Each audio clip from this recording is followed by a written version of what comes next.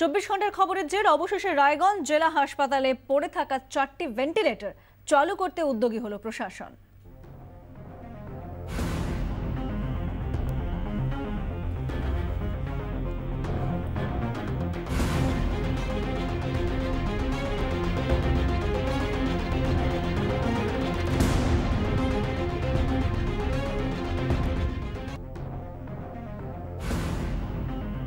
March মাসে সিসিইউর sister in charge Arpita Ganguly হাসপাতালের অস্বাস্থ্যকর পরিবেশের ছবি সোশ্যাল মিডিয়ায় পোস্ট করেন।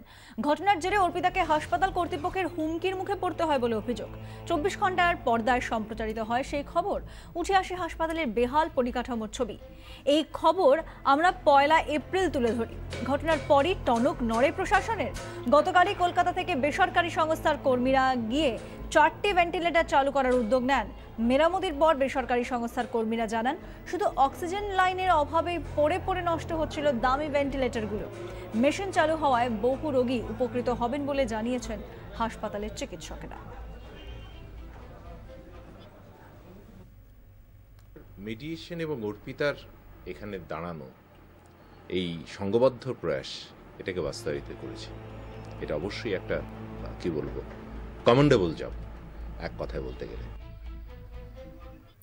ভবানন্দ সিংহ আমাদের প্রতিনিধি আমাদের সঙ্গে রয়েছেন টেলিফোন লাইনে। ভবানন্দ, এই খবর তুমি আমাদের সামনে আনো এবং আমরা যেরকম দেখিয়েছিলাম তারপরেই টনক নড়ে প্রশাসনের।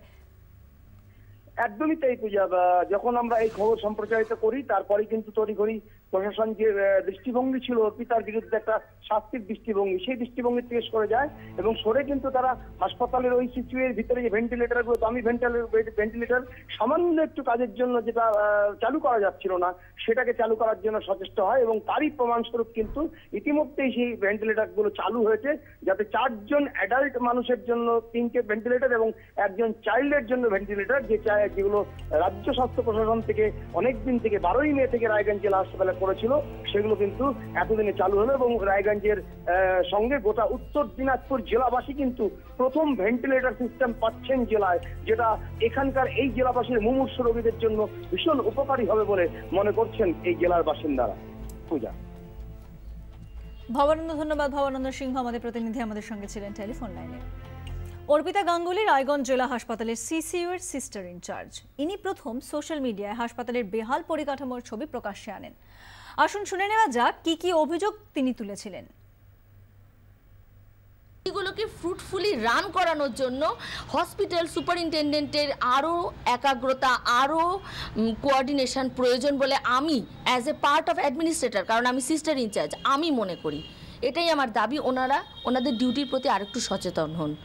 কিন্তু সেই দাবিটা আমি রাখতে গিয়ে বা আমি বলতে গিয়ে আমি এখন ব্যক্তিগতভাবে রোষের মুখে পড়ে গেছি। শুধুমাত্র সুপারিনটেন্ডেন্ট এবং নার্সিং সুপারিনটেন্ডেন্ট এবং ডেপুটি নার্সিং সুপারিনটেন্ডেন্ট এই 3টে পোস্টের লোকেদের রোষের মুখে আমি পড়ে গেছি।